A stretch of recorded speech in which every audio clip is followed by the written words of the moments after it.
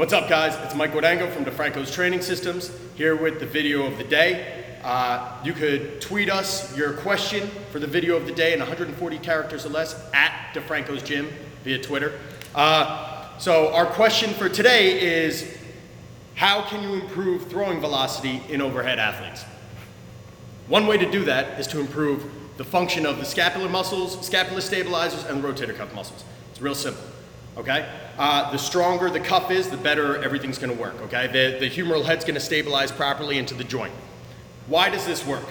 All right, the body is much smarter than we give it credit for. It will not allow the arm to accelerate, to externally rotate the proper angles, the proper forces, if it knows it can't decelerate properly. All right, so if the body knows that the cuff or the scapular stabilizers aren't functioning properly, it's not going to allow it to accelerate properly if it can't decelerate properly. All right, so this is why strengthening the rotator cuff may appear to improve velocity. Technically, it's only allowing you to reach your current level, okay? It's not going to do anything to really progress you, it's going to maintain. So people that already have strong functioning rotator cuffs, doing extra rotator cuff work is going to help you maintain your current velocity. It will assist that, but it's not going to help you improve it anymore if you're already strong. Okay, if the muscles to decelerate are already there, then it doesn't matter if you can't accelerate faster. All right. The next way to do this is to improve your general fitness and general work capacity.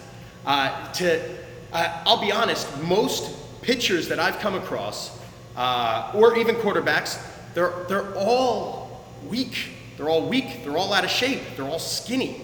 None of them have any frame to them. I often compare my pitchers, even my professional level pitchers, my pro pitchers, guys that have been to the big leagues, I'll compare them to chess players. They literally have no foundation of general fitness. And it's just not like that in any other sport.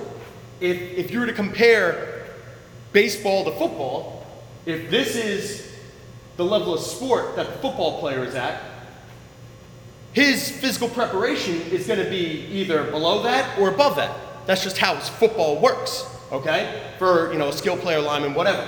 A baseball player or a throwing athlete isn't like that, okay? As you can see, the level of sport in a pro baseball player, he's attained sports mastery. He's all the way up there. He already figured out his sport. But his level of fitness is of that of a 12-year-old girl, okay? Like they have no physical preparation whatsoever, so any kind of work capacity is going to help improve their game.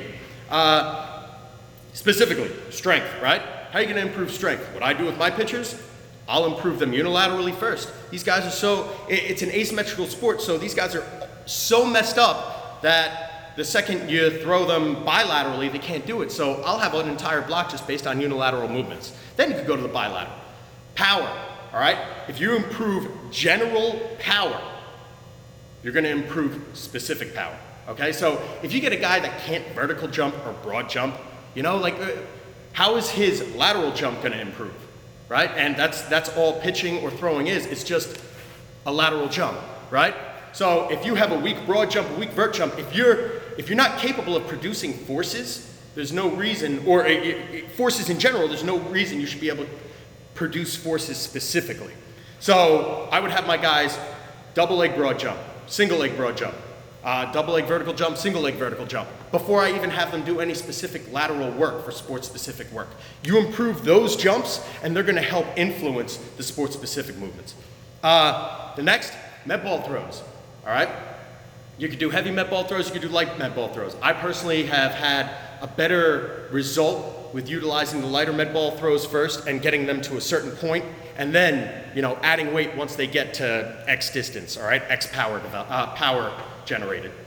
Then, there's another way to go about doing this as well is speed work, okay? Not just acceleration, there's top speed work too. What is velocity, right? Velocity is straight speed. Arm velocity is straight speed. It's the definition of speed. It's fast movement in all sports.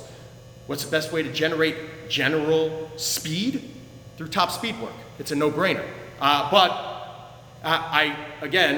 Comparing my overhead athletes, my pitchers, to chess players, I just don't trust them doing the top speed work without pulling every muscle in their body. So I've been very, very delicate into programming that. So just to give you a short recap, how am I going to improve velocity? 2 ways. Improve cuff stability and scapular stability, and then general work capacity. All right? Thanks, guys. Appreciate your time.